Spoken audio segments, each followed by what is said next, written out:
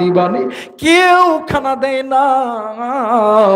সবাই ডাক দিয়ে কই রহিমা রে, রহিমা খানা দিব, একটা সত্য হইল তোমার চুলটা দেখতে অনেক সুন্দর, ওই চুলটা আমাদেরকে কেটে দিবা, আমরা ওই চুলটা নিয়ে তোমাকে আমরা খানা দিব।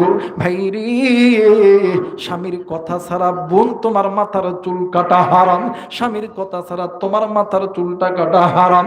এরা বন্ধু, বিবি রহিমা সকাল থেকে সন্ধ্যা পর্যন্ত সমস্ত ঘরে ঘরে গেছে, কোথাও খানা পাই নাই। বিবি রহিমা আল্লাহরে ডাক দিয়ে কই, আল্লাহ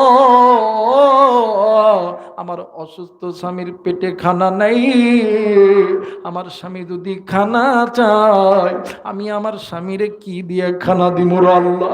ওগো মালিক, আমি আমার স্বামীর জন্য, স্বামীর পেটের খাবার জোগানোর জন্য আমি আমার নিজের চুলটা কেটে দিলাম।